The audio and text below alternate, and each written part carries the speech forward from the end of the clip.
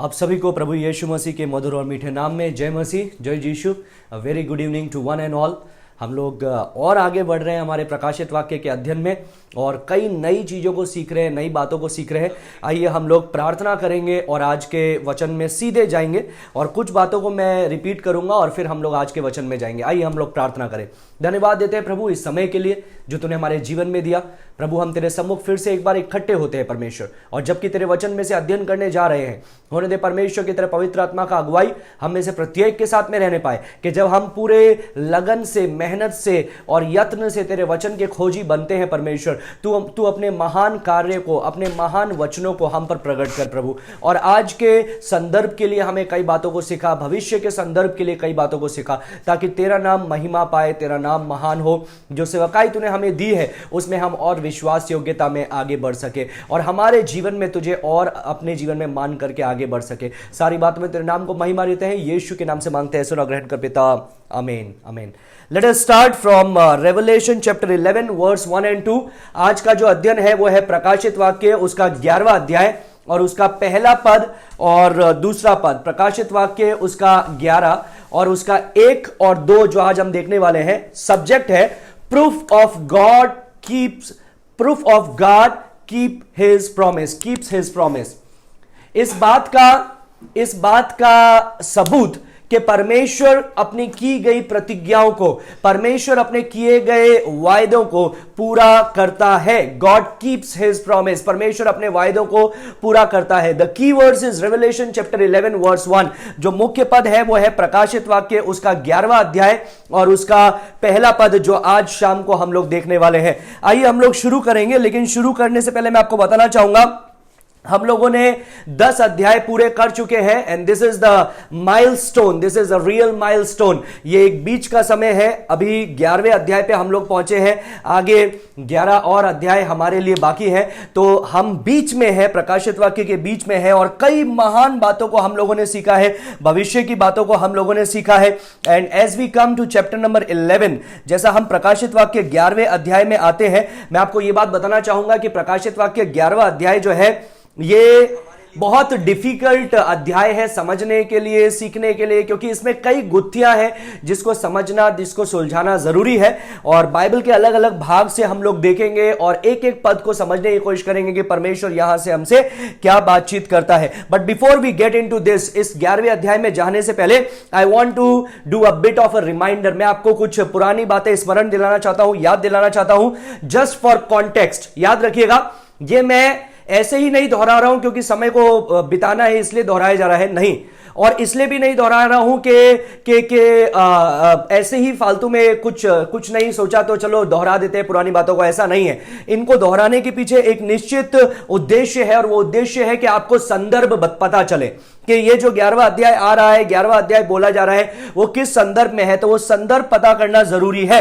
So this wonderful book, the book of revelation, हम लोगों ने जब पहला अध्याय का अध्ययन किया था, जिसको नहीं पता है ऊपर यूट्यूब लिंक दिया हुआ है, वो कल के वीडियो का दिया हुआ है, उस पर क्लिक कीजिए, आप यूट्यूब सब्सक्राइब कीजिए, दूसरों को शेयर कीजिए, कलीसिया को शेयर कीजिए और साथ में उसका पहला वीडियो से आप देखिए जो चैप्टर नंबर 1 से है, तब आपको एक एक चीज सीरीज वाइज समझ में आएगी। तो मैंने आपको बताया था ये प्रकाशित वाक्य भविष्य की चीजों का प्रगटीकरण नहीं है, ये स्वर्ग और नरक का प्रकाशन नहीं है, ये दुष्टात्माओं को कैसे मारा जा रहा है उसका प्रकाशन नहीं है, लेकिन ये मसीह यीशु का प्रगटीकरण है, मसीह यीशु का प्रकाशन है। Jesus Christ is the main character and the main theme of this book. Yeshu Masih इस किताब का मुख्य चरित्र है, मुख्य किरदार है और मुख्य विषय है। और एक और बात याद रखिएगा, ये किताब हमको बताती है यीशु मसीह के दोबारा आगमन पर वो किस प्रकार से महिमा में पृथ्वी पर आएगा, वो किस प्रकार से जब आएगा पृथ्वी पर तो 2 कार्य करने के लिए आएगा।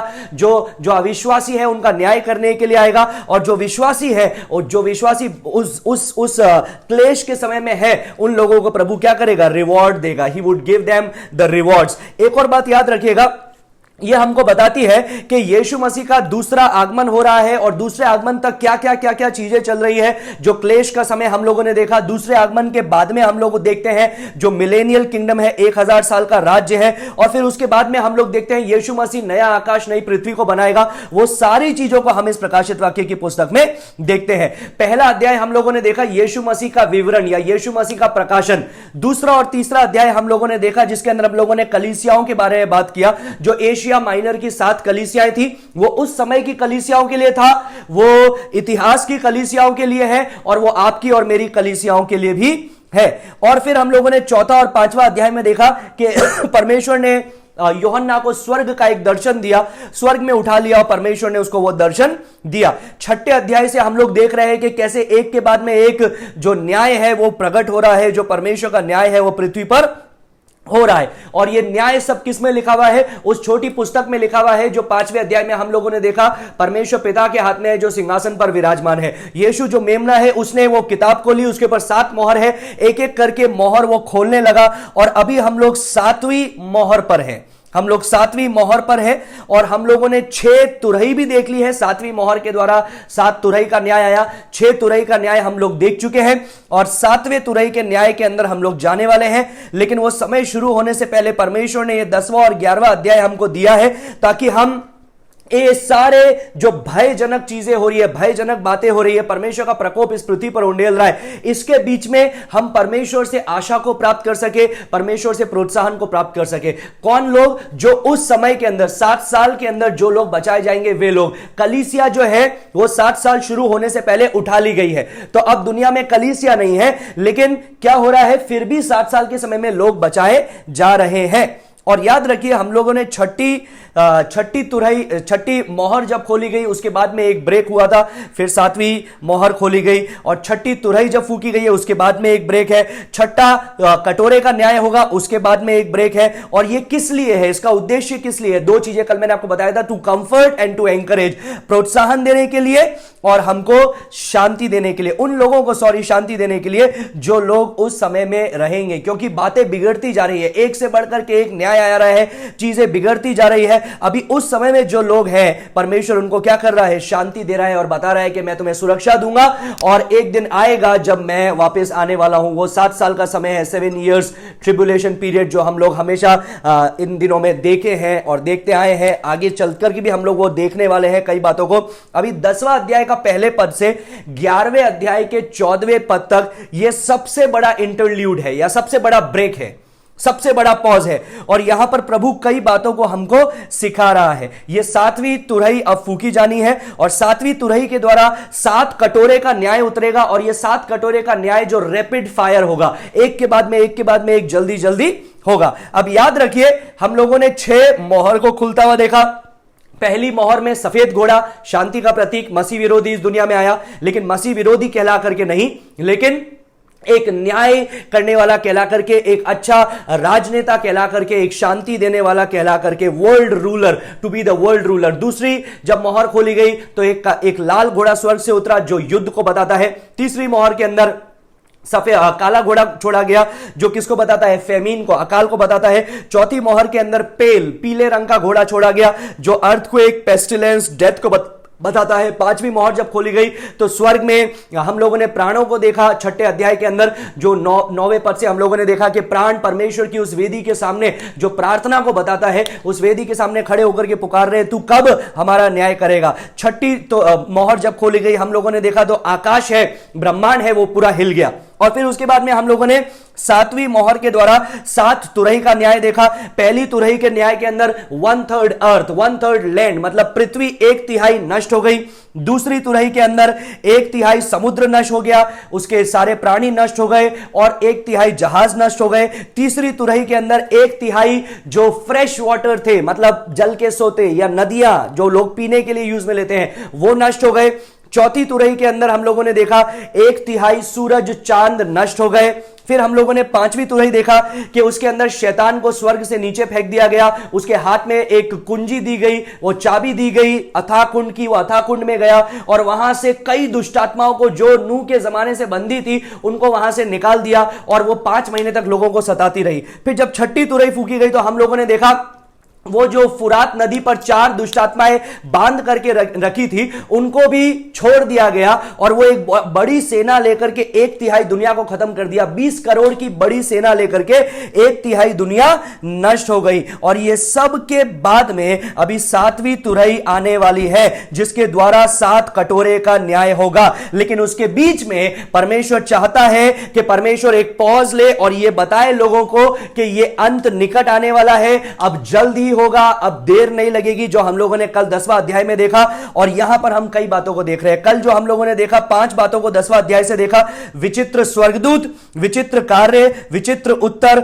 विचित्र घोषणा और विचित्र निर्देश। और फिर आज हम लोग आए हैं 11वें अध्याय पर। और यह बात याद रखिएगा, हम 11वें अध्याय को आज नहीं करने वाले हैं पूरा। आज सिर्फ हम पहला और दूसरा पद देखेंगे।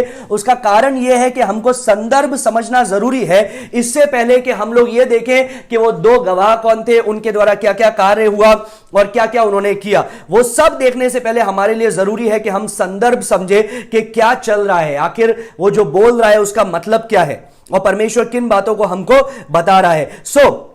When we come to chapter number 10, it is already made us clear कि अब क्या होने वाला है, अब अंत शीघ्र आने वाला है। लेकिन 10 का 11 में परमेश्वर ने यूहन्ना को बोला, यू मस्ट प्रोफेसाई अगेन, तुझे और भविष्यवाणी करनी है लोगों के बारे में, जातियों के बारे में, भाषाओं के बारे में, राजाओं के बारे में। इसका मतलब परमेश्वर क्या कर रहा है, he is giving him a renewed contract of writing the book of revelation over again. एक और बार प्रकाशित वाक्य को लिखने के लिए परमेश्वर उसको रिन्यूड कॉन्ट्रैक्ट दे रहा है कि अभी तू हियाव मत छोड़, क्योंकि तुझे और लिखना बाकी है और भविष्यवाणी करना बाकी है। अब याद रखिएगा, जॉन जो यूहन्ना है उसका एकमात्र यह पुस्तक नहीं है जो 7 साल के समय में लोगों के लिए प्रचार का कारण बनेंगे। लेकिन हम लोगों ने देखा 1,44,000 यहूदी भी इस 7 साल के अंदर प्रचार करेंगे।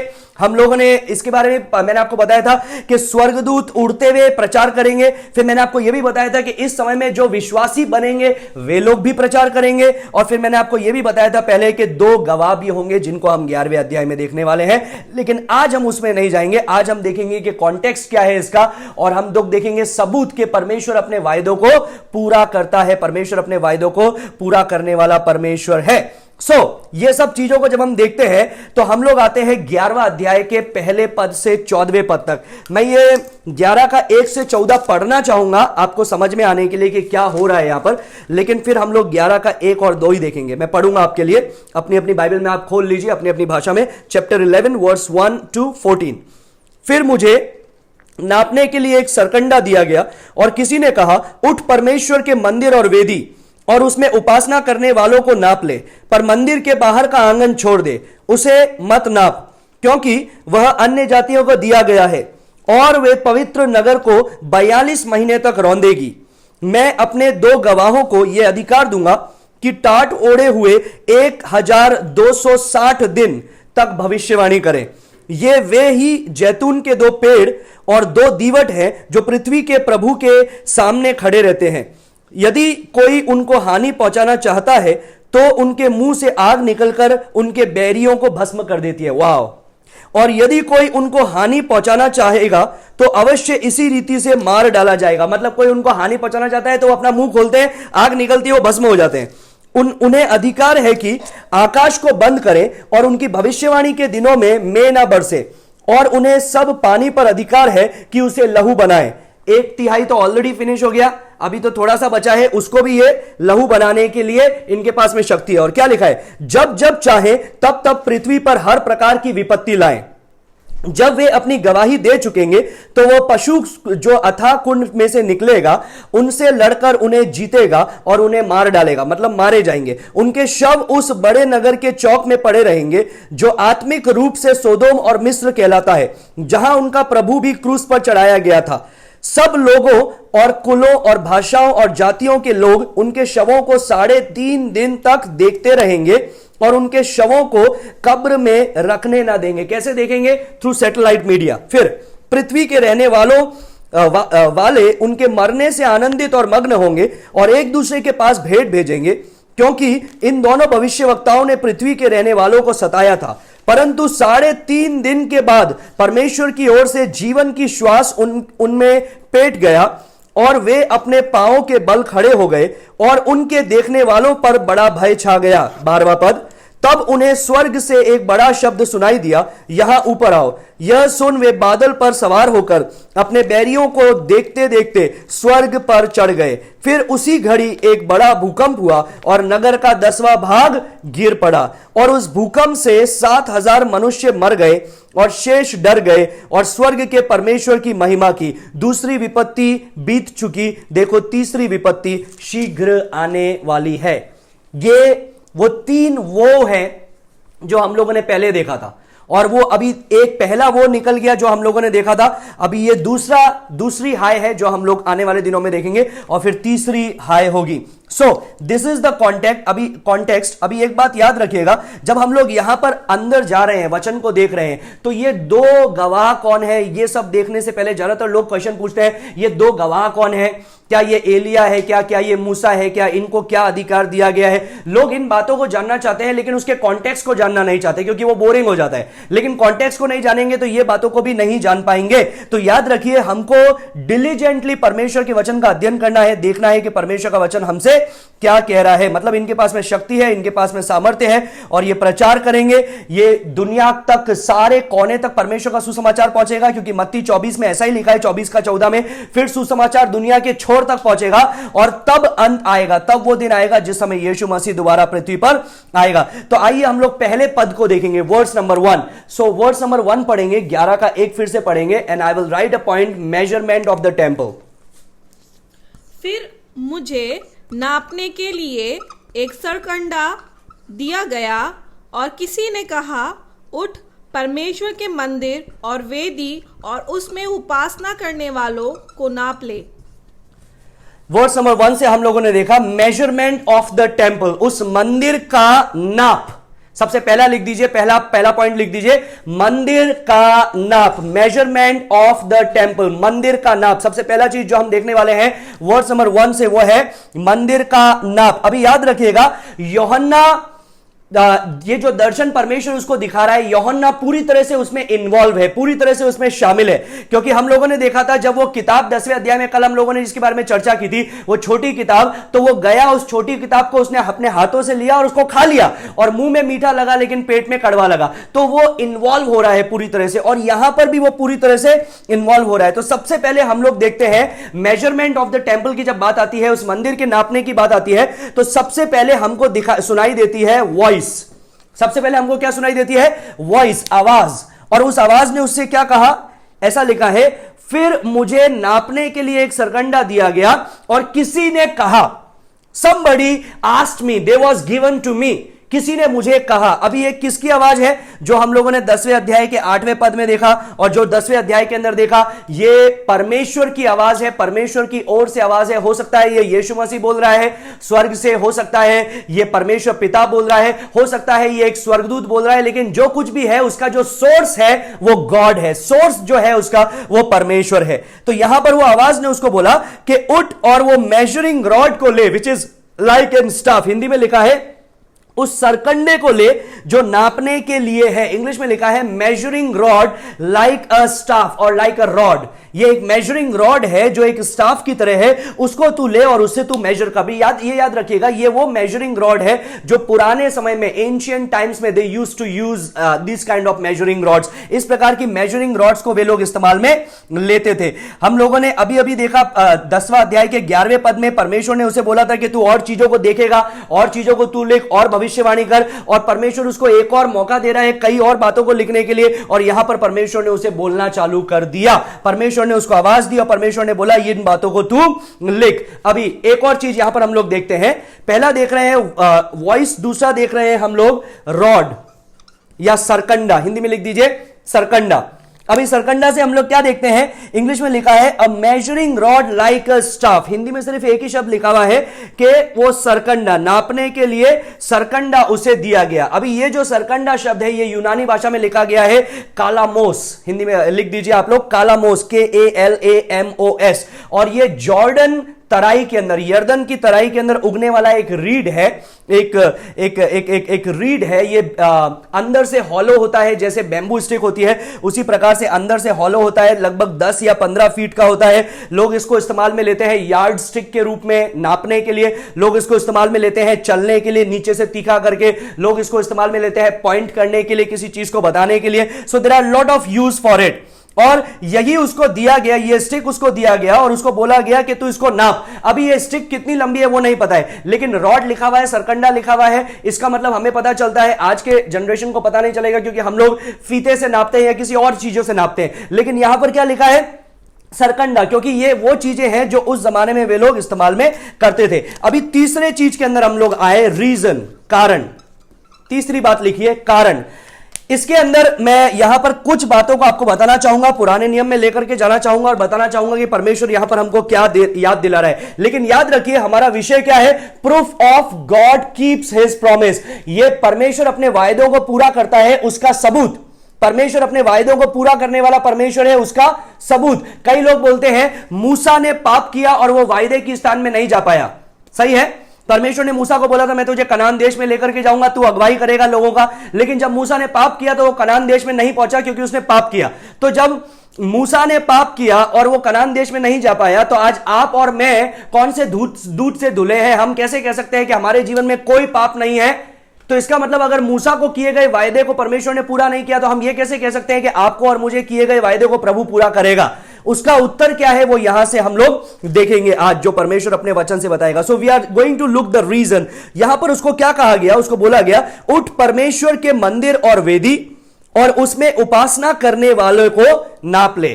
तीन चीजें, परमेश्वर का मंदिर, वेदी और उपासना करने वालों को। अभी याद रखिएगा, जब भी परमेश्वर के मंदिर को नापने की बात आती है, जब भी इस प्रकार की नापने की बात आती है, तो पूरे परमेश्वर के वचन में जब हम लोग देखते हैं, पुराने नियम में देखते हैं, तो उसके दो कारण थे। परमेश्वर जब भी नापने के लिए बोलता था किसी चीज को तो दो कारण थे। पहला कारण क्या है? व्हेनेवर गॉड यूज्ड मेजरिंग और measuring things, that means two things. पहला चीज है फॉर जजमेंट, पहला चीज है न्याय के लिए। पुराने नियम में हम लोग देखते हैं किसी चीज को अगर विनाश करना है, न्याय लाना है, दंड लाना है, तो परमेश्वर क्या करता है? परमेश्वर उसको नाप लेता है। क्यों? परमेश्वर क्यों नाप रहा है? यह बता रहा है कि इस एरिया के अंदर मेरा यह न्याय उतरेगा, इस क्षेत्र के अंदर मेरा यह विनाश उतरेगा, to this particular city, to this particular area, to this particular location, to this particular people group. और दूसरा कारण क्या है? पहला कारण है नापने के लिए, नापने का पहला कारण है न्याय के लिए, और दूसरा कारण है अपना ओनरशिप बताने के लिए। ओनरशिप को हिंदी में क्या बोलेंगे? अपना हक बताने के लिए कि ये मेरा है, ये मेरे लोग हैं। अपना हक बताने के लिए, ओनरशिप बताने के लिए कि ये मेरी प्रजा है, मेरे लोग हैं। अभी जब हम लोग इस कॉन्टेक्स्ट में देखते हैं तो हमको साफ पता चलता है कि यहां पर दंड के लिए परमेश्वर नहीं नाप रहा है। जो कॉन्टेक्स्ट यहां पर चल रहा है, अभी हम लोग आगे देखेंगे, उस संदर्भ में हमको स्पष्ट रीति से पता चलता है कि ये दंड देने के लिए नहीं नाप रहा है परमेश्वर। ये किस लिए नाप रहा है? ओनरशिप को बताने के लिए। For example, when you see chapter number 21, Revelation chapter 21, तो वहां पर आप लोग नए यरूशलेम का मेजरमेंट देखते हैं। आप देखते हैं वो नया यरूशलेम कितना चौड़ा है, उसके दरवाजे कितने हैं, हर चीजों को हम लोग देखते हैं। So what does it talks about? वो किस बात को बताता है? वो बताता है कि परमेश्वर का जो नगर है, जिसमें परमेश्वर के लोग रहेंगे, वो नगर कैसा होगा। सो यहां पर परमेश्वर उसको बोल रहा है, measure the temple, the altar and those who worship. तीन चीजों को नापने के लिए बोला, मंदिर और वो वेदी को, और जहां लोग आराधना करते हैं उस जगह को।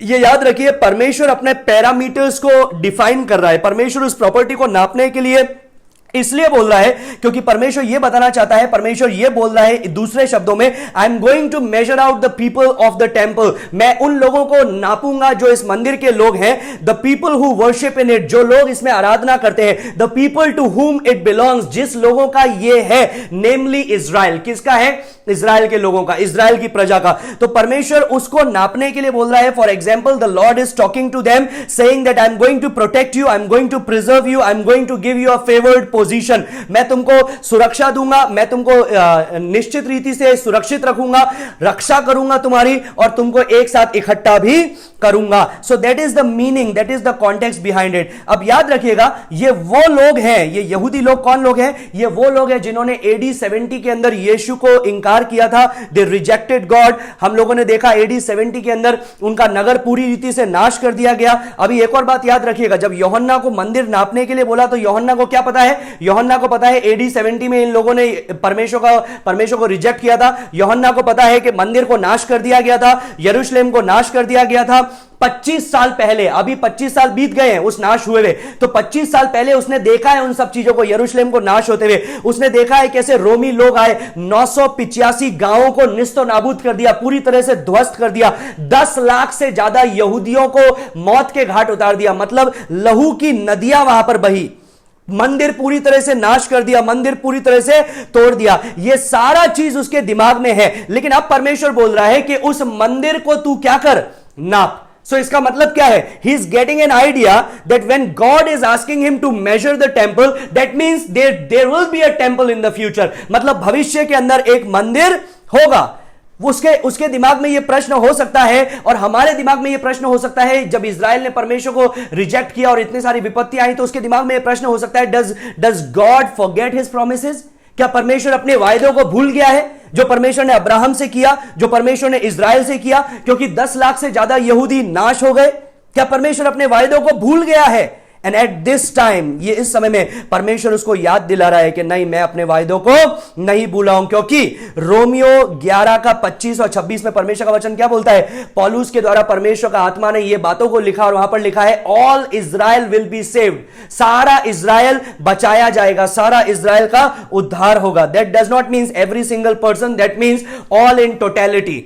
पूरी तरह से जो टोटलिटी के अंदर है वे सब लोग, मतलब हर एक गोत्र में से लोग बचाए जाएंगे। So God, by this scene, God is asking him, I am measuring out protection and favour over my people. परमेश्वर उसको इस सीन से बता रहा है कि मैं अपने लोगों पर अपनी सुरक्षा को बोल रहा हूं, अपने अनुग्रह को परमेश्वर बता रहा है, नॉट नेसेसरीली टेम्पोरल प्रोटेक्शन। याद रखिएगा, ये उस समय के लिए ही सिर्फ नहीं है, क्योंकि उस समय बहुत सारे लोग मार दिए भी जाएंगे, लेकिन ये अनंत काल में जो परमेश्वर उनको प्रोटेक्ट करने वाला है।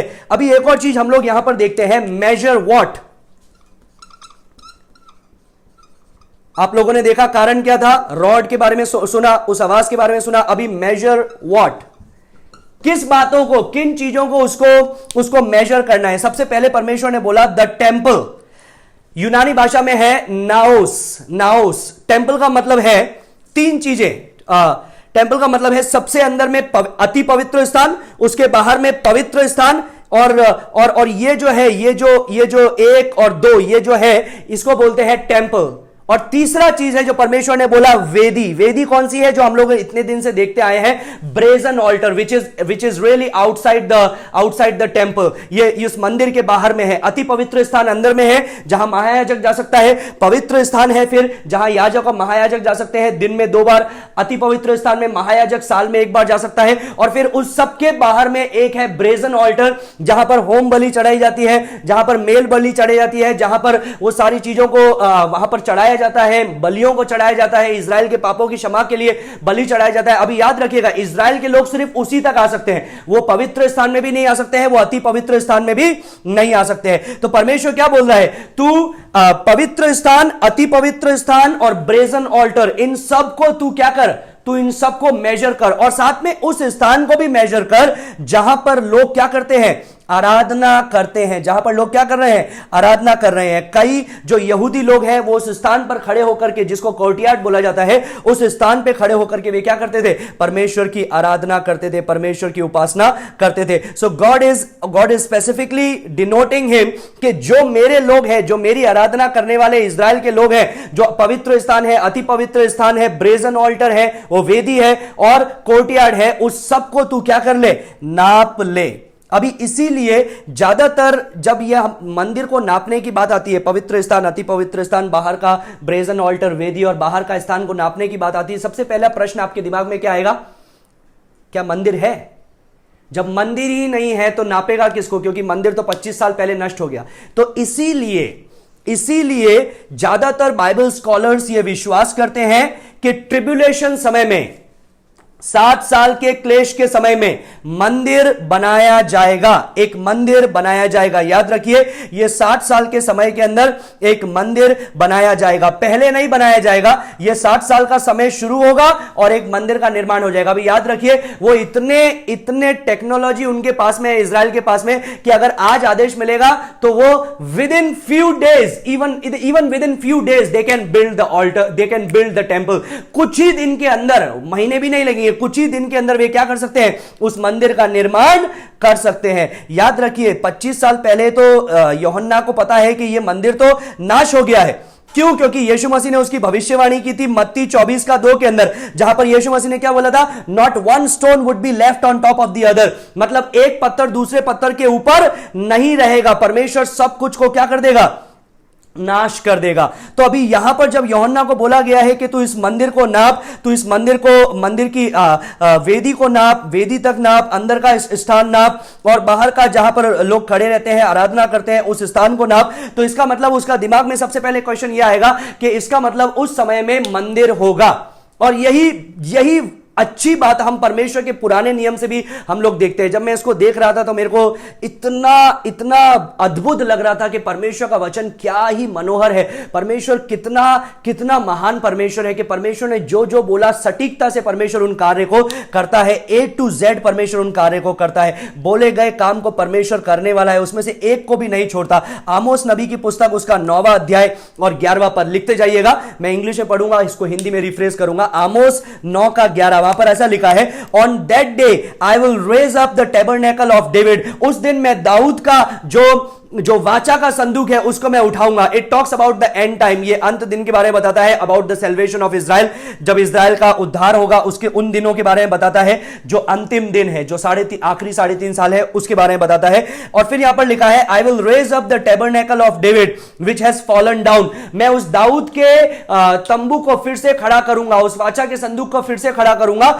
जो ध्वस्त हो चुका है, जो गिर चुका है। And the house of David, जो दाऊद का घराना है, एंड रिपेयर इट्स डैमेजेस, और उसमें जितने भी डैमेज हुए हैं उसको मैं फिर से रिपेयर करूंगा। अभी ये सुनिए, I will raise up its ruins and rebuild it as in the days of old.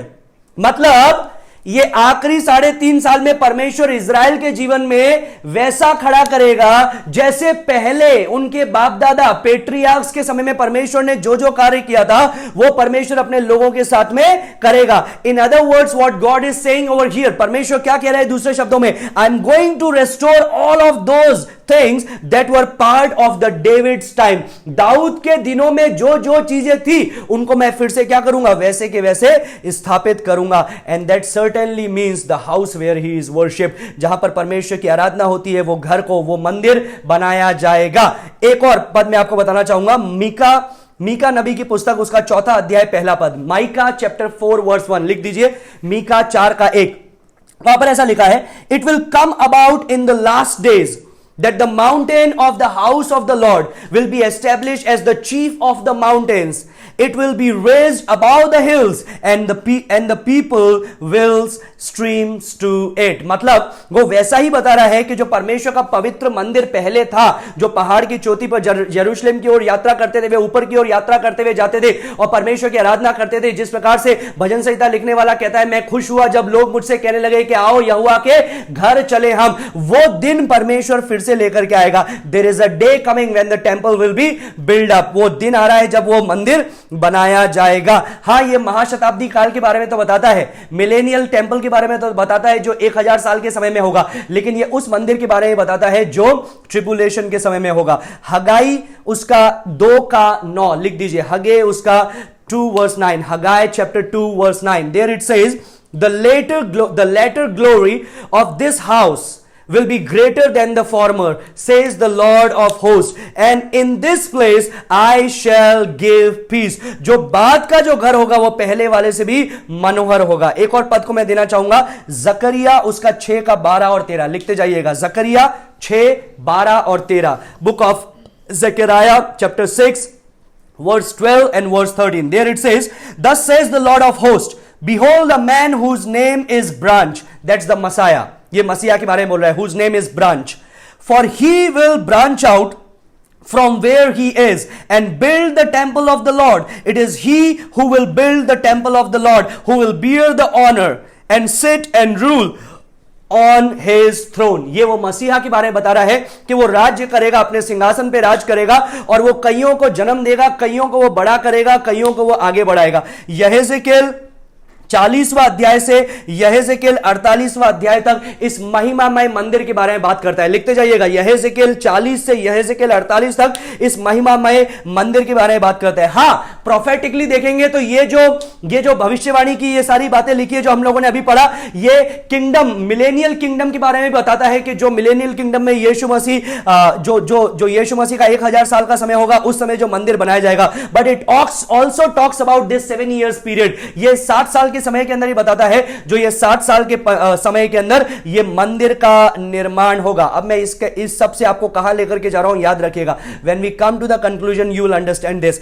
So, does the Bible really talks about the tribulation temple also? क्या बाइबल हमको बताता है कि क्लेश के समय में भी मंदिर बनाया जाएगा?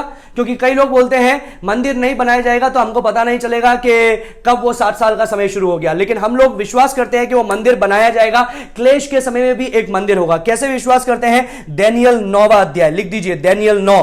पहले हम लोगों ने देखा था, आज भी थोड़ी देर बाद में हम लोग उसके बारे में देखेंगे। दानियेल 9वां अध्याय के अंदर जो भविष्यवाणी है उसके अंदर स्पष्ट रीति से लिखा है कि जो मसीह विरोधी आएगा वो एक सप्ताह के लिए इजराइल के साथ में वाचा बांधेगा। एक सप्ताह का मतलब है 7 days and it is equivalent to 7 years। वो 60 साल का समय, 60 साल के लिए क्या करेगा? वाचा बांधेगा। लेकिन in the middle of the week, वो सप्ताह के बीच में, मतलब 3.5 दिन पूरे हो गए, मतलब 3.5 साल पूरे हो गए, सप्ताह के बीच में वो क्या करेगा? वचन में लिखा है, he will put a stop to sacrifice and grain offering।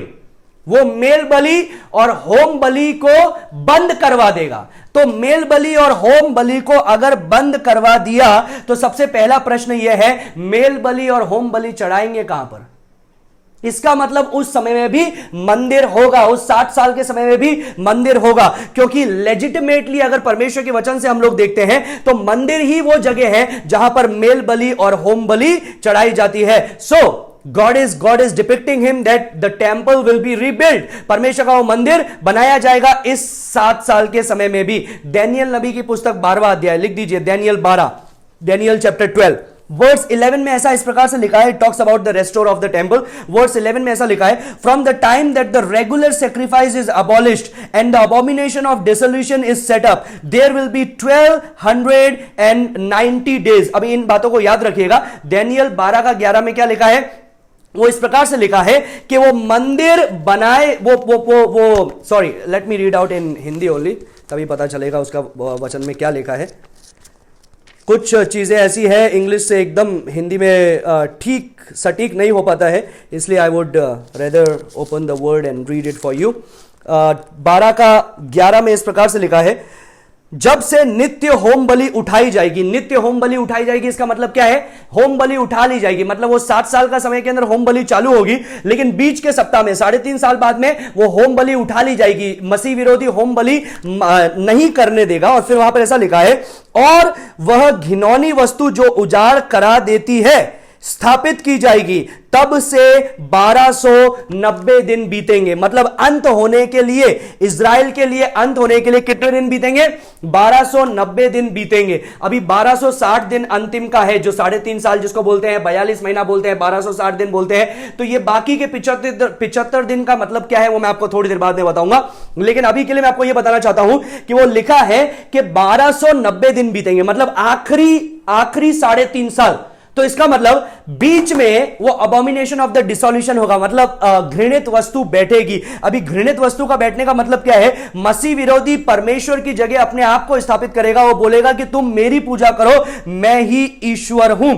इसी के बारे में मत्ती रचित सुसमाचार 24वां अध्याय उसके 15वें पद में यीशु मसीह ने भी बोला। 15 पद में क्या बोलता है? यीशु मसीह ने बताया, you will see the abomination of dissolution spoken of through Daniel the profit. Daniel नबी के द्वारा जो घृणित वस्तु के बारे में बोला गया उसको तुम होते हुए देखोगे। ये कौन सी वस्तु है? ये जो मंदिर के अंदर उसने अपने आप को ईश्वर की जगह पर रखेगा।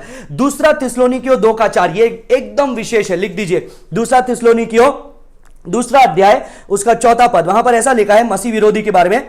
It talks about Antichrist. It talks about the man of sin, the son of destruction, and it says like this: He takes his seat in the temple of God, displaying himself as being God. ये जो abomination of dissolution है, घृणित वस्तु को देखना है, ये क्या है? इसके बारे में दूसरा थिस्सलुनीके 2:4 बताता है क्या है वो. जब वो अपने स्थान को, अपने सिंहासन को परमेश्वर के मंदिर में स्थापित करेगा और अपने आप को ईश्वर का दर्जा देगा, वही है घृणित वस्तु.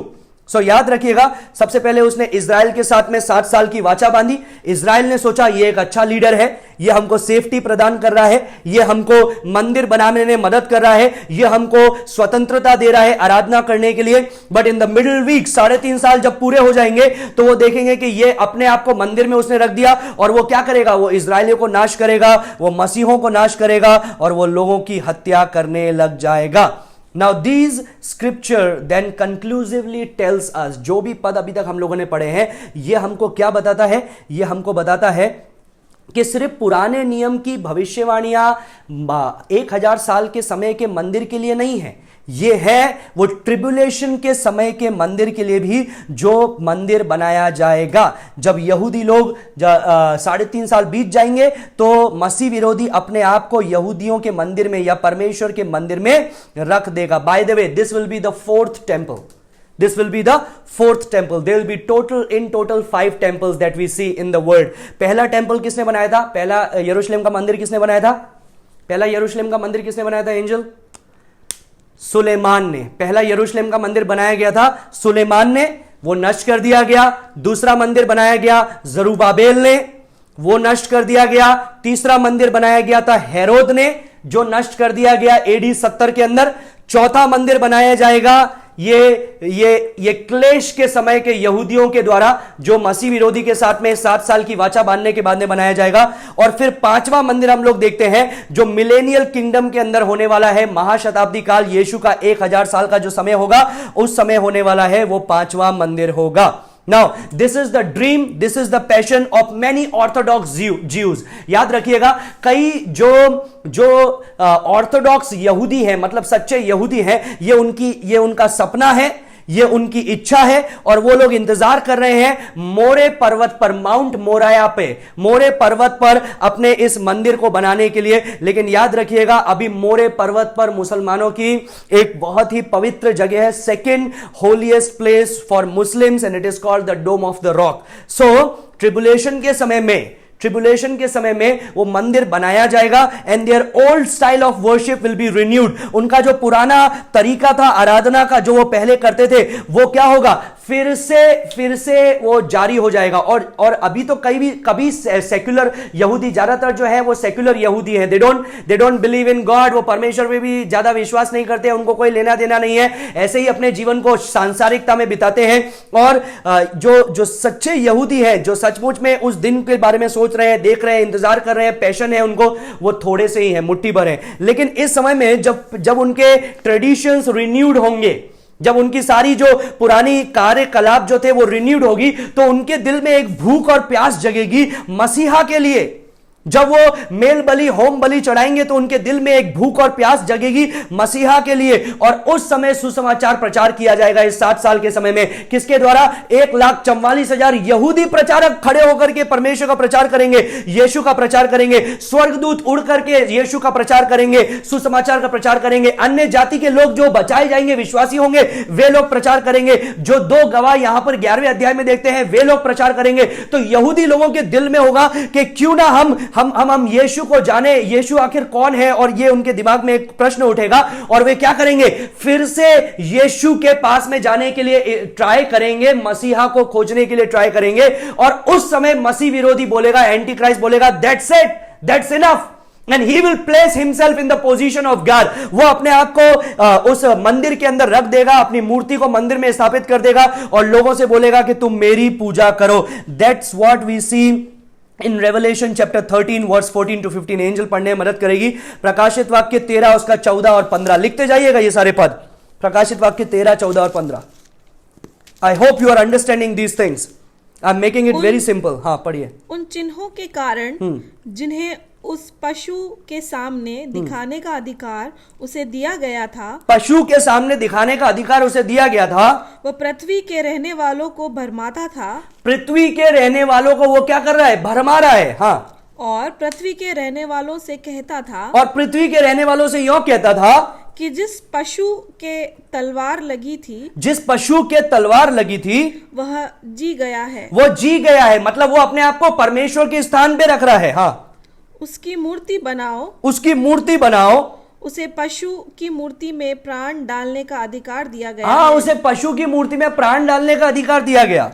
पशु की मूर्ति बोलने लगे, पशु की मूरत बोलने लगे, और जितने लोग उस पशु की मूर्ति की पूजा ना करे, जितने लोग उस पशु की मूर्ति की पूजा ना करे, उन्हें मरवा डाले। उन्हें मरवा डाले। मतलब अब ये हो रहा है कि जो पूजा नहीं करेंगे उसकी, उन्हें क्या करेंगे? मरवा डाल रहे हैं। आइए देखिए जकरिया इसके विषय में क्या बोलता है। जकरिया उसका 12 का 10 से 12, जकरिया उसका 12 का 10 से 12, उसको भी हम लोग देखेंगे पुराने नियम से। जकरिया उसका 12 उसका 10 से 12 जल्दी से निकाल लेंगे। वो मसीह विरोधी बोल रहा है यू वर्शिप हिम और यू डाई, या तो तुम इसकी आराधना करो, पूजा करो, या फिर तुम मर जाओ। और यहूदियों के लिए वो मसीहों को खोजने लगे, वो मसीहा को खोजने लगे, वो मसीहा कौन है उसके बारे में वो सोचने लगे।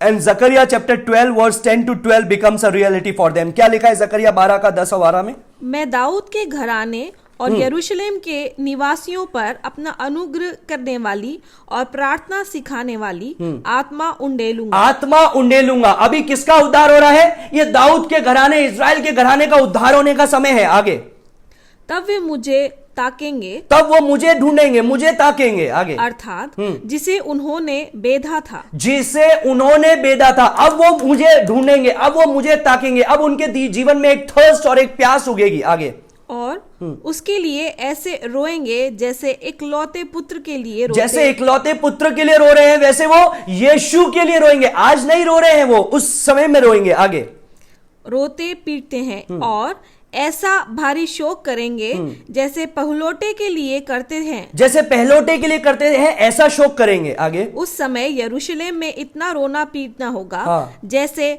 मगिद्दोन की तराई में हददिमोन में हुआ था। हाँ, सारे देश में विलाप होगा, सारे देश में विलाप होगा। हर एक परिवार में अलग अलग, अर्थात दाऊद के घराने का परिवार अलग और उसकी स्त्रियां अलग, नातान के घराने का परिवार अलग और उसकी स्त्रियां अलग, सबके सब में क्या होगा? ये एक विलाप होगा। फिर 13 का 1 पढ़ेंगे। 13 का 1 में क्या लिखा है? लेवी के घराने का परिवार अलग और उसकी स्त्रियां अलग। 13 का 1 पढ़ेंगे, 13वां अध्याय का पहला पद। उस समय दाऊद के घराने, हाँ ये सुनिए, उस समय दाऊद के घराने और यरूशलेम के निवासियों के लिए, और यरूशलेम के निवासियों के लिए पाप और मलिनता धोने के निमित्त हाँ एक बहता हुआ सोता फूटेगा। एक बहता हुआ सोता फूटेगा। किस दिन में? इस समय में जब वो परमेश्वर को देखेंगे, परमेश्वर को पुकारेंगे। And I believe what's going to happen is they go back to the temple, they go back to focusing on what's happening in the temple। मंदिर में क्या हो रहा है, मंदिर के अंदर क्या चल रहा है, उसको वो देखेंगे। and the reality of the redeemer will become so real for them। तो वो जो वास्तविकता है उद्धारकर्ता की, छुटकारा देने वाले की, वो उनके लिए वास्तविक बन जाएगी। और याद रखिएगा, ये लोग नए नियम के अंदर जिस यीशु को मारे हैं, बेदे हैं, वो उसके लिए मौन करेंगे, उसके लिए वो रोएंगे। 1,44,000 यहूदी प्रचार करते घूमेंगे, जिससे उनके हृदय और छिद जाएंगे और वो परमेश्वर के समीप आएंगे। और इसीलिए परमेश्वर यहां पर यूहन्ना को बोल रहा है, go and measure this place out. इस जगह को तू क्या कर, इस जगह को तू नाप ले। It's going to be his place to accomplish his purpose. वो स्थान होगा, इजराइल वो जगह बन जाएगा जहां परमेश्वर इजराइल के लिए जो जो प्रतिज्ञाएं किया है, वायदे किया है, उसको वो पूरा करेगा। क्या वायदे? जो जकरिया 13 का 8 और 9 में जो लिखा हुआ है, लिख दीजिए जकरिया 13 8 और 9। वहां पर ऐसा लिखा है, it will come about in all the land. वो सारे देश में ऐसा होगा, declares the Lord, 2 parts in it will be cut off and perish, but the third will left in it। 2 भाग काट दिए जाएंगे, नष्ट हो जाएंगे, एक भाग रह जाएगा। I will bring the third part through fire, refine them as silver is refined, test them as gold is tested. They will call on my name. वे मेरे नाम को पुकारेंगे. I will answer them. मैं उनकी पुकार को सुनूंगा. I will say, these are my people. मैं उनसे बोलूंगा ये मेरे लोग हैं. And they will say, the Lord is my God. वो बोलेंगे कि परमेश्वर हमारा परमेश्वर है. And that's what the final coming of Jesus is described as. और जिस समय वो ये बोलेंगे तब यीशु मसीह का दूसरा आगमन को हम लोग देखेंगे. वो लोग देखेंगे जो उस समय में है. हम लोग प्रभु के संग होंगे क्योंकि कलीसिया पहले रैप्चर हो गई. So I believe measuring out the temple, परमेश्वर के इस मंदिर को जो नापा जा रहा है, it is because he has plans for it. परमेश्वर का अपने लोगों के लिए योजना है. वो अपने वायदों को भूलता नहीं है, प्रतिज्ञाओं को भूलता नहीं है. उसे पूरा करने वाला परमेश्वर है. इज़राइल को छुटकारा देने वाला परमेश्वर है. और वो समय है इज़राइल का जब इज़राइल को परमेश्वर फिर से पहले का स्थान देगा. मिलेनियल में तो एक टेंपल होगा, मंदिर होगा, लेकिन उस समय के अंदर भी हम लोग देखते हैं ट्रिबुलेशन के समय में भी एक मंदिर होगा. और उसका उद्देश्य क्या है? उसका उद्देश्य है कि यहूदियों को फिर से वो बातें याद दिलाई जा सके. So I have a note for you from the book of Zechariah. Zechariah जो दूसरा अध्याय हम लोगों ने देखा था, उससे एक नोट मैं आपको लिखवाना चाहता हूं. लिख दीजिए ज़करिया 2 और प्रकाशित वाक्य 11. लिख दीजिए ज़करिया 2 का 1 से 5, प्रकाशित वाक्य 11वां अध्याय. ये दोनों सिमिलर हैं. These are similar text. प्रकाशित वाक्य 11 और ज़करिया 2 का 1 से 5 में पढ़ना चाहूंगा. ज़करिया 2 का 1 से 5 में क्या लिखा है? Then I lifted up my eyes, ज़करिया सेज, ज़करिया ने इस प्रकार से बताया, तब मैंने अपनी आंखों को उठाया, and looked and behold there was a man with a measuring line in his hand. एक व्यक्ति था जिसके हाथ में नापने वाली एक छड़ थी. जो सरकंडा यहां पर लिखा है वही छड़ वहां पर लिखी है उसके हाथ में थी. So I said, where are you going? मैंने उससे पूछा तू कहां जा रहा है? He said to me to measure Jerusalem to see how wide it is and how long it is. यरूशलेम को नापने के लिए जा रहा हूं, देखने के लिए कि वो कितना लंबा है और कितना चौड़ा है. याद रखिए परमेश्वर नापता है. क्या करने के लिए? 2 चीजों के लिए, या तो न्याय के लिए या फिर बचाने के लिए. ये बोलने के लिए कि ये मेरे लोग हैं, ये मेरी प्रजा है, इसको हाथ नहीं लगाना है. जो परमेश्वर ने घेरा अय्यूब के चारों ओर लगाया था, वही घेरे को यहां पर भी परमेश्वर बता रहा है. And then it says, and behold the angel who was speaking with me was going out. Another angel was coming out to meet me. जो स्वर्गदूत मुझसे बात कर रहा था वो जाने लगा. दूसरा स्वर्गदूत मेरे समीप आया. उसने मुझे बोला, run speak to that young man. तू जा और उसके उस भाग करके उससे बोल, saying Jerusalem will be inhabited without walls because of the multitude of man and cattle within it. For I, यहां पर क्या लिखा है? यरूशलेम इतना ज्यादा भर जाएगा, इतने ज्यादा लोगों के साथ में कि उसकी दीवारें नहीं रहेगी. क्यों दीवारें नहीं रहेंगे? इतने ज्यादा परमेश्वर लोग भर देगा. For I declares the Lord, क्योंकि परमेश्वर बोलता है मैं, आई will be the walls of fire around them. मैं उसके चारों ओर आग के खंबे होगी, आग की दीवार होगा. And I will be the glory in her midst, और मैं उसके बीच में क्या होगा? महिमा होऊंगा. What is he saying in this vision to Zechariah? Zakaria को परमेश्वर क्या बोल रहा है? परमेश्वर बोल रहा है, ज़करिया आज यरूशलेम नष्ट हुआ हुआ दिखाई पड़ता है. आज ऐसा लगता है कि कोई आशा नहीं है, लेकिन तू याद रख, परमेश्वर मैं अपने वायदों को भूलता नहीं हूं. I will again rise it to glory. मैं फिर से उसको खड़ा करूंगा और अपनी महिमा के लिए इस्तेमाल करूंगा. I am going to protect it. I will be the flaming fire. मैं उसको सुरक्षा दूंगा. And you know what is the name? Ezekiel says the name of the city will be Jehovah Shammah. Ezekiel बोलता है इस नगर का नाम होगा Jehovah Shammah. Jehovah Shammah, that means the Lord is here. परमेश्वर यहां है. तो याद रखिए, परमेश्वर अपने लोगों को भूलने वाला नहीं है. परमेश्वर अपने लोगों के लिए विशेष प्रबंध करने वाला है. So, chapter 2, when we read in Zechariah chapter 2, Jerusalem was measured. और ये क्या बताने के लिए है? ये वो मिलेनियल किंगडम के लिए है कि मैं उसको फिर से छुटकारा दूंगा, मैं उसको फिर से लाऊंगा. और प्रकाशित वाक्य 11 के अंदर मंदिर को भी नापा गया. क्या कहने के लिए? कि मैं अपने लोगों को स्थिर रखूंगा, मैं अपने लोगों को चलाऊंगा, मैं अपने लोगों के हृदय को फिर से मेरी ओर लौटाऊंगा. सो याद रखिए, हम लोगों ने देखा ये पूरे 7 साल के समय में 1,44,000 यहूदियों का प्रचार हुआ, उड़ते हुए स्वर्गदूतों का प्रचार हुआ, अन्य जाति जो बचाए जा रहे हैं उनका प्रचार हुआ, 2 जो गवाह हैं उनका प्रचार हुआ. And in the midst of the week, ये सप्ताह के बीच में हम लोगों ने देखा उस मंदिर को नाश किया गया. नाश कैसे किया गया? वो फिजिकली नहीं, लेकिन उसके अंदर उसने अपनी मूर्त लगा दी मसीह विरोधी ने, और उसने बोला इसकी तुम पूजा करो. और यहां पर उनके हृदय खुल गए. और फिर वहां पर लिखा है, जब हम लोग आगे पढ़ते हैं, वो जो 2 गवाह थे, वो 1260 दिन के लिए प्रचार करते हुए गए। क्या लिखा है? 2 गवाह, तीसरे पद में क्या लिखा है? 11:3 में, प्रकाशित वाक्य 11:3 में, वो 2 गवाह कितने दिन के लिए प्रचार करते हुए घूमे? अंडरलाइन कर दीजिए उस वचन को, प्रकाशित वाक्य 11:3, वहां पर लिखा है 1260 दिन या फिर 3.5 साल। और ये कौन से साल है? ये आखिरी के 3.5 साल है। सो देखिए, abomination of dissolution and the redemption of Israel, इजराइलियों का छुटकारा, और 3.5 साल के लिए वो क्या करने लगे? प्रचार करते हुए घूमे। लेकिन यहां पर एक और चीज लिखा है 11:2 में। 11:1 हम लोगों ने देखा मेजरमेंट ऑफ द टेम्पल, लेकिन 11:2 में हम लोग देखते हैं प्रोहिबिशन। परमेश्वर मना कर रहा है किसको तुमको नहीं नापना है। 11:2 पढ़ेंगे, प्रकाशित वाक्य 11:2। पर मंदिर के बाहर का आंगन छोड़ दे, मंदिर के बाहर का आंगन छोड़ दे, उसे मत नाप, उसे मत नाप। परमेश्वर बोल रहा है ये मेरे लोग हैं, इनको नाप। मंदिर के बाहर वाला आंगन छोड़ दे, जहां पर सिर्फ अन्य जाति आ सकते हैं, अन्य जाति अंदर नहीं आ सकते हैं। तो अंदर वाले ये अब मेरे लोग हैं जिसको मैं बचाने वाला हूं। मंदिर का बाहर वाला आंगन को छोड़ दे। आगे क्या लिखा है? क्योंकि वह अन्य जातियों को दिया गया क्योंकि है, वो अन्य जातियों को दिया गया है, वो अन्य जातियों के लिए है। आगे, और वे पवित्र नगर को 42 महीने तक रौंदेगी। 42 महीने के लिए वो क्या करेगी? रौंदेगी। अभी एक बात याद रखिएगा, the temple is very interesting. मैंने आपको बताया अति पवित्र स्थान है, उसके बाहर में पवित्र स्थान है, उसके बाद में वो कोर्टयार्ड है जहां पर ब्रेजन ऑल्टर रखा रहता है, जहां पर लोग रहते हैं और लोग परमेश्वर की आराधना करते हैं। और उसके एकदम बाहर में जो है वो अन्य जाति का स्थान है। और परमेश्वर का वचन बोलता है कि अन्य जाति को अंदर आने की अनुमति नहीं है। अगर वो अंदर आएंगे तो वहां पर एक इंस्क्रिप्शन लिखी जाती है और उसके ऊपर लिखा रहता है अगर यहां से अंदर आए तो अपनी मौत के जिम्मेदार आप स्वयं होंगे। इस तरह से लिखा रहता है। वो अंदर आने के लिए उनको अधिकार नहीं है। तो परमेश्वर वहां पर क्या बता रहा है? परमेश्वर वहां पर एक अंतर कर रहा है। फिर से परमेश्वर क्या बोल रहा है? He is saying I have no plan, I have no obligation by promise to redeem the gentile. याद रखिएगा, जो वाचा बांधी गई वो इजराइल के साथ में बांधी गई और इजराइल के द्वारा कलीसिया आशीषित हुई।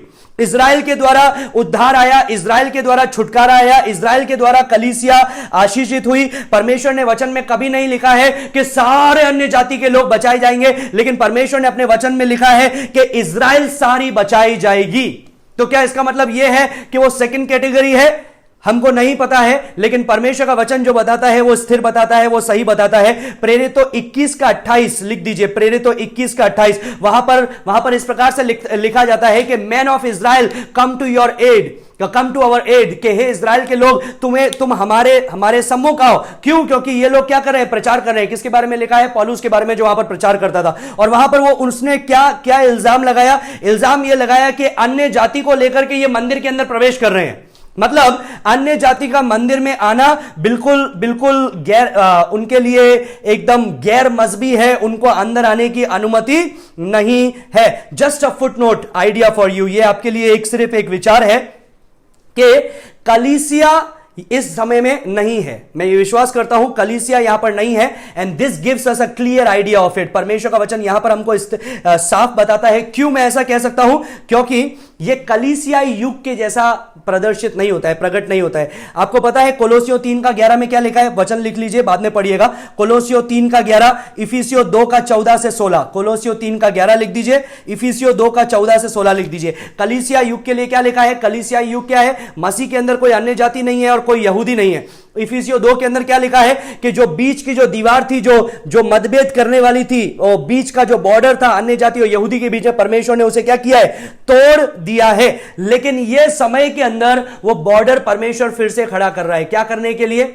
क्या अन्य जाति को परमेश्वर नहीं बचाएगा? बचाएगा। लेकिन अभी फोकस किसके ऊपर आ रहा है? इजराइल के ऊपर। जैसे आज के समय में जो अनुग्रह का समय चल रहा है, फोकस किसके ऊपर आ रहा है? इजराइल परमेश्वर को आज भी नहीं मान रही है, वो यीशु मसीह के पीछे नहीं चल रही है। परमेश्वर का मुख्य फोकस किस पे आ रहा है? अन्य जाति पर, के सारे जातियों में जाकर के प्रचार करो, उन्हें चेला बनाओ। लेकिन जब कलीसिया युग खत्म हो जाएगा, कलीसिया उठा ली जाएगी, क्लेश का समय आ जाएगा, उस समय भी अन्य जाति भी बचाए जाएंगे, जो हर एक कुल, लोग, भाषा से है, एक बड़ी जाति जिसको कोई गिन नहीं सकता। लेकिन मुख्य जो केंद्र रहेगा वो इजराइल का उद्धार रहेगा। इजराइल के लोग रहेंगे जिसको परमेश्वर क्या कर रहा है? उद्धार कर रहा है। मैंने आपको बताया था we are again coming to 70th week of Daniel. Daniel नबी का 17वां हफ्ता याद है आपको? 69वां हफ्ते तक क्या हुआ था? हम लोगों ने देखा था 69वां जो वीक था उसके अंदर यहूदी और अन्य जाति के बीच में एक अंतर था। यहूदी परमेश्वर की प्रजा, अन्य जाति परमेश्वर से दूर, मंदिर में आने की अनुमति नहीं थी। उसके बीच में 69 और 70 के बीच में एक अनआइडेंटिफाइड पीरियड ऑफ टाइम है जिसको हम बोलते हैं कलीसिया युग, जिसमें आज आप और मैं हैं। लेकिन जब ये आखिरी 7 साल चलेंगे तो ये 70th week, this is the 70th week of Daniel. ये डैनियल नबी का 17वां हफ्ता है। और क्या हो रहा है? फिर से जो अन्य जाति और यहूदियों के बीच में जो दीवार है वो फिर से पहले की जैसे हो गई है। परमेश्वर का जो फोकस है वो यहूदी बन गए हैं, इजरायली बन गए हैं। परमेश्वर ने क्या कर रहा है? बचा रहा है। सो ये पुराना जो डिस्पेंसेशन था, जो पुराना कार्य चल रहा था, युग चल रहा था, वो पर फिर से 69th युग जो चल रहा था, फिर से बोर्ड पे लिख के बताऊंगा, 69th युग जो चल रहा था जिसमें अन्य जाति और यहूदियों के बीच में एक दीवार है, उसके बीच में एक अनआइडेंटिफाइड पीरियड ऑफ टाइम है जिसको हम लोग बोलते हैं कलीसियाई समय। अब ये कलीसियाई समय कब शुरू होगा? कब खत्म होगा? जब रैप्चर हो जाएगा। और जब रैप्चर हो जाएगा उसके बाद में ये 17वां हफ्ता मतलब 7 साल का समय शुरू हो जाएगा। I hope things are making sense to you. मैं सोच रहा हूं चीजें आपको समझ में आ रही है। एंजल समझ में आ रहा है? वर्स नंबर 2 में यहां पर ऐसा लिखा है कि for it has been given to the nations, ये जो जगह है ये अन्य जातियों को दी गई है, ये राष्ट्रों को दी गई है। क्यों अन्य जाति को दी गई है? क्यों राष्ट्रों को दी गई है? क्योंकि अब एक डिस्टिंक्शन हम लोग देखते हैं चर्च और इजराइल के अंदर। याद रखिएगा, कई लोग बोलते हैं एक गलत थियोलॉजी, एक गलत डॉक्ट्रिन जिसको हम लोग बोलते हैं replacement theology. What is the meaning of replacement theology?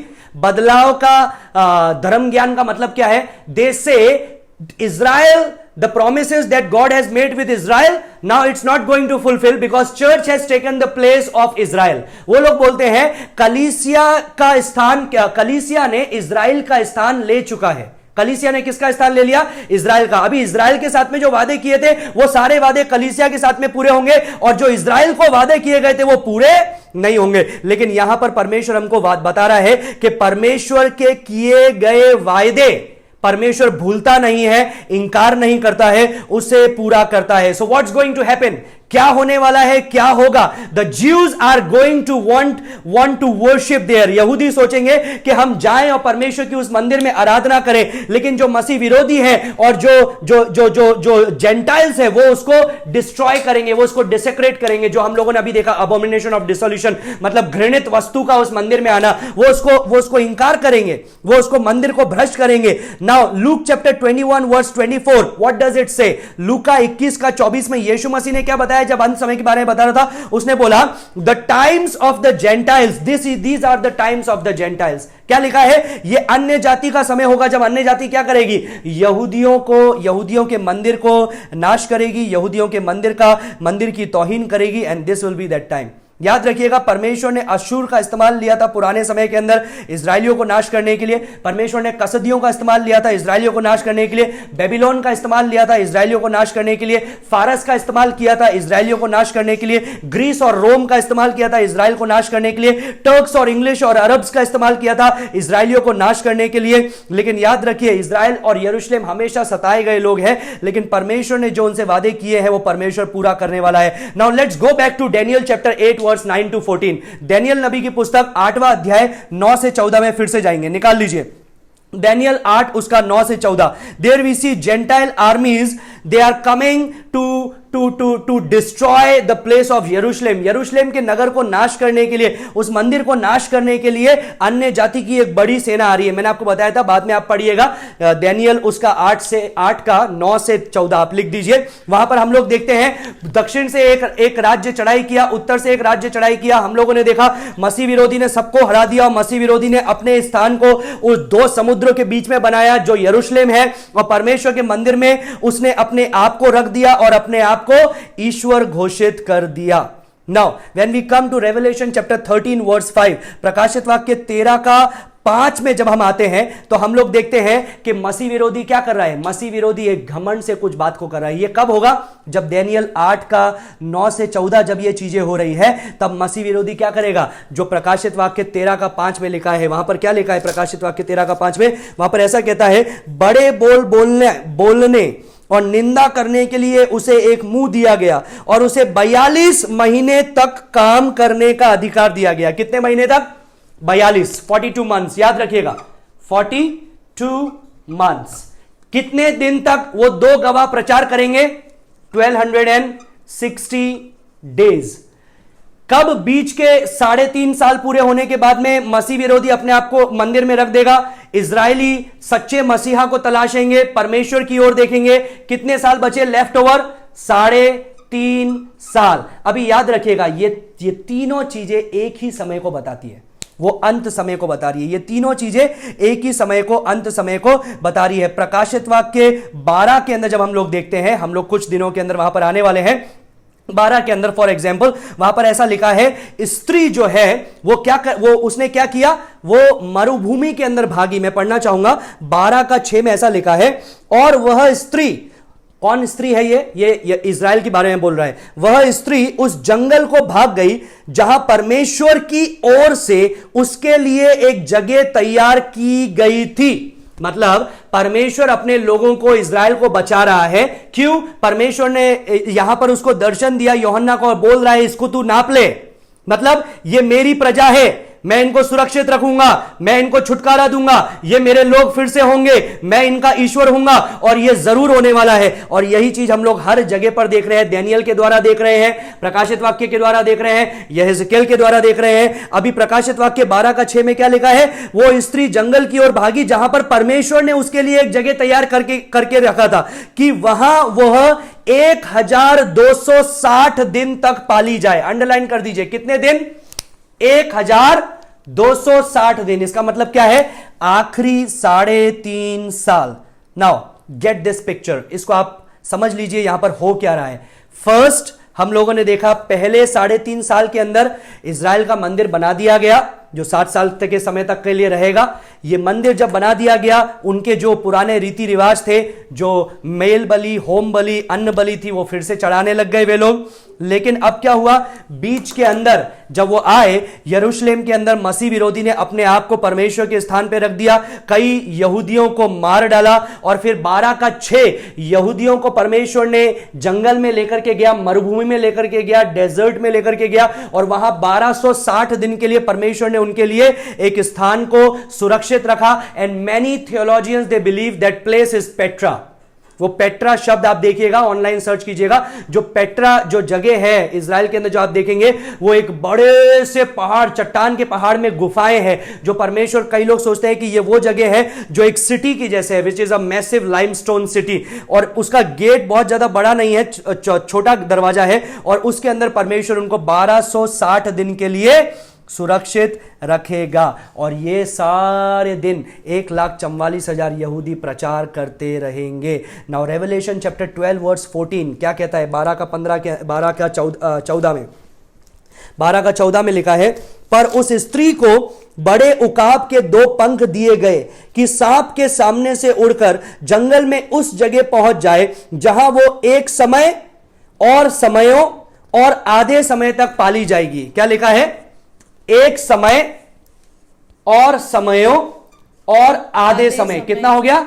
3.5 साल। वही 42 महीने जो हम लोगों ने पहले देखा, 1260 दिन जो हम लोगों ने पुराने नियम से देखा, अलग अलग जगह से देखा। फिर 17वें पद में क्या लिखा है? 17वें पद में ऐसा लिखा है, तब अजगर स्त्री पर क्रोधित हुआ और उसकी शेष संतान से जो परमेश्वर की आज्ञाओं को मानते और यीशु की गवाही देने पर स्थिर हैं, लड़ने को गया, और वह समुद्र के बालू पर जा खड़ा हुआ। क्या कर रहा है अब ये मसीह विरोधी?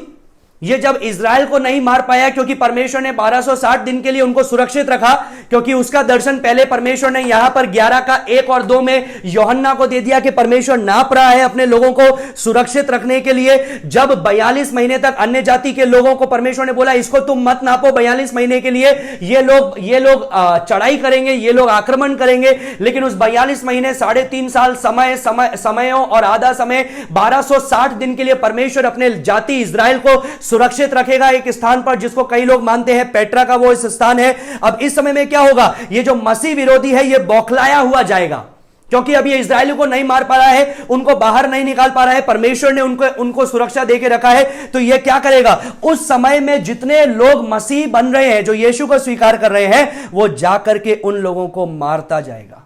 वो जाकर के उन लोगों को एक के बाद में एक के बाद में एक के बाद में एक मारता हुआ जाएगा। अभी एक फुट नोट बताना चाहूंगा जो मैंने आपको शुरुआत में बताया था। दानियेल 12वां अध्याय के अंदर 1260 दिन की जगह 1290 दिन लिखे हैं और फिर लिखा है 45 दिन और जोड़े गए, तो 1335 मेरे ख्याल से, हाँ 1335 दिन का समय है जो हम लोग दानियेल 12 में देखते हैं। ये 75 दिन एक्स्ट्रा क्यों है? क्या ये गलत लिखे गए हैं? मैं नहीं सोचता हूं ये गलत लिखे गए हैं। ये वो दिन है जो ये समय पूरा होने के बाद में यीशु मसीह आएगा, युद्ध करेगा, शैतान को और सबको हरा देगा, फिर अपने अपने राज्य को स्थापित करेगा। वो जो समय है सब कुछ क्लीन अप करने के लिए, इजराइल को बाहर निकालने के लिए, वो होगा 75 दिन का समय। मसीह विरोधी को सिर्फ 42 महीने का समय देके रखा है कि वो 42 महीने के अंदर दुनिया को और इजराइल को क्या करेगा? रौंदने के लिए कोशिश करेगा। 42 महीने, 3.5 साल या 1260 दिन, और उसके बाद में अंत होगा। अभी मैं कंक्लूजन के अंदर आपको क्या बताना चाहता हूं?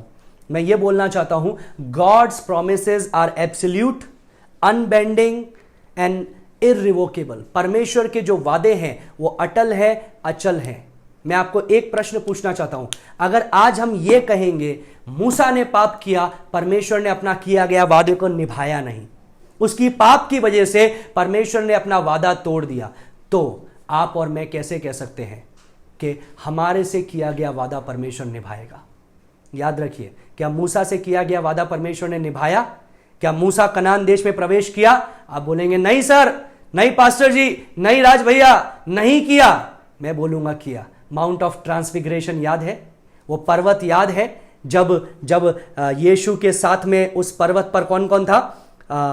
पीटर, जेम्स एंड जॉन, पतरस, याकूब और यूहन्ना, और वहां पर 2 लोग प्रकट हुए। इजराइल के धरती पर 2 लोग प्रकट हुए। कौन था उसमें से एक? मूसा। कौन था? मूसा। मूसा कनान देश में प्रवेश किया, लेकिन अपने समय में नहीं, परमेश्वर के समय में। याद रखिएगा, परमेश्वर अपने वादों को पूरा करने वाला परमेश्वर है। परमेश्वर ने बोला मंदिर बनाया जाएगा तो मंदिर बनेगा। परमेश्वर ने बोला ये मेरे लोग होंगे तो वो उसके लोग होंगे। परमेश्वर ने बोला इजराइल बचाई जाएगी तो इजराइल बचाई जाएगी। जो परमेश्वर ने जैसा बोला है वैसा का वैसा बातें पूरी होगी। अभी यूहन्ना के लिए ये जरूरी क्यों था भाई? यूहन्ना के लिए जरूरी क्यों था? जब यूहन्ना को परमेश्वर ने 10:11 में बोला अब तू भविष्यवाणी करेगा राजाओं के बारे में, जातियों के बारे में, भाषाओं के बारे में, अधिकारों के बारे में, लोगों के बारे में, तो परमेश्वर उसको क्या बता रहा है? परमेश्वर उसको बता रहा है कि अभी तक तूने देखा इतनी बुरी पिक्चर को, जब इतने सारे प्रलय आए, 1/3 दुनिया खत्म हो गई, 1/3 समुद्र खत्म हो गया, इतने सारे एक के बाद में एक दंड आते गए। तूने देखा कैसे दुष्ट आत्माएं उस अधोलोक में से निकल करके नाश किया 5 महीने के लिए लोगों को। तूने देखा 20 करोड़ की एक बड़ी दुष्ट आत्माओं की सेना लेकर के वो 4 दुष्ट आत्माएं जिनको फुरात नदी पर बांधा गया था वो खुली छूट दी गई। इस समय के अंदर भी तू याद रख कि तू सोच रहा होगा कि इजराइल का क्या होगा, परमेश्वर के लोगों का क्या होगा। लोग सोच रहे होंगे कि परमेश्वर के लोगों का क्या होगा, तो परमेश्वर यहां पर याद दिला रहा है मैं अपने लोगों को सुरक्षित रखूंगा। तू नाप ले, मंदिर को नाप ले, मंदिर के बाहर का वो स्थान को, वेदी को नाप ले जहां लोग प्रार्थना करते हैं, मतलब उनकी प्रार्थनाएं विफल नहीं होगी। और तो वो इस स्थान को भी नाप ले जहां पर लोग आराधना करते हैं, लेकिन अन्य जाति के स्थान को मत नापना, क्योंकि अब ये समय किसके लिए है? ये आखिरी 3.5 साल मेरे लोगों के लिए है कि मैं इजराइल को फिर से बचाऊंगा, जो वादे किए गए उसको पूरा करूंगा, एक एक वादे को सटीकता से पूरा करूंगा। जैसा मैंने कहा है वैसा ही मैं कहूंगा। हाँ, उस समय में भी आखिरी 3.5 साल में भी अन्य जाति बचाए जाएंगे, कई लोग बचाए जाएंगे, लेकिन परमेश्वर का मुख्य फोकस क्या होगा? वो इजराइल के लोग जिसको परमेश्वर वहां से बचा रहा है। अंतिम में मैं 2 पद पढ़ना चाहूंगा। गिनती की पुस्तक 23वां अध्याय 19वां पद लिख लीजिए। गिनती 23 का 19, वहां पर लिखा है गॉड इज नॉट ह्यूमन। परमेश्वर मनुष्य नहीं है। He should tell lie. क्या वो झूठ बोलता है? परमेश्वर मनुष्य नहीं है कि वो झूठ बोले। Not a human being that he should change his mind. मनुष्य का जैसा नहीं है जो आज ये बोला, कल ये बोला, आज बोल दिया मैं तेरे को अनंत जीवन दूंगा और कल बोल दिया नहीं, वो अनंत जीवन तो 3 साल के लिए बोला था मैंने, अब तेरे अनंत जीवन खत्म हो गया, अब तेरे को सीधे नरक में डालूंगा। नहीं, जो परमेश्वर कहता है, does he speaks and then not act? क्या वो बोलता है और कार्य नहीं करता? Does he promise and not fulfill? क्या वो वादे करता है और वो पूरा नहीं करता? रोमियो 11 का 29 में लिखा है for God's gift and his call are irrevocable. परमेश्वर की वरदान और परमेश्वर के जो तोहफे हैं, परमेश्वर की जो बुलाहट है और उसके जो तोहफे हैं वो अटल हैं, वो कभी टूटते नहीं हैं, परमेश्वर उसे खंडन नहीं करता है। तो मेरे प्रियो, परमेश्वर में फुल एश्योरेंस रखें कि परमेश्वर ने जो कहा है उस बात को वो पूरा करेगा। और ये प्रकाशित वाक्य 11 का सिर्फ 1 और 2 कितना अद्भुत है कि परमेश्वर ने इज़राइल की सारी प्रार्थनाओं को, इज़राइल के सारे आंसुओं को, किए गए सारे वादों को ये 2 पद के अंदर बता दिया, एक दर्शन में बता दिया कि मंदिर को जाके नाप ले। ये एक दर्शन में परमेश्वर ने ये सारी चीज़ों को बता दिया, उन 42 महीनों को, 1260 दिन को, कि मैं तुमको सुरक्षित रखूंगा। वो 1260 दिन शैतान तुमको छू नहीं पाएगा। क्यों? तुम मेरे लोग हो, मैं तुम्हें सुरक्षित रखूंगा। याद रखिए मेरे प्रियो, परमेश्वर ताड़ना देता है, लेकिन परमेश्वर इसलिए ताड़ना देता है कि हम उसकी ओर आए, उससे दूर नहीं, उसकी ओर। आपने एक कुम्हार को देखा है, वो जब मटके को बनाता है तो बाहर से पीटता रहता है, लेकिन वो ऐसे ही नहीं पीटता है। अगर आपने सिर्फ पीटना देखा है तो अधूरी कहानी देखी है। वो एक हाथ अंदर रखता है और बाहर से उसको थपथपाता है। क्या करने के लिए? कि वो एक निश्चित रूप से गढ़े लेकिन वो टूटे नहीं।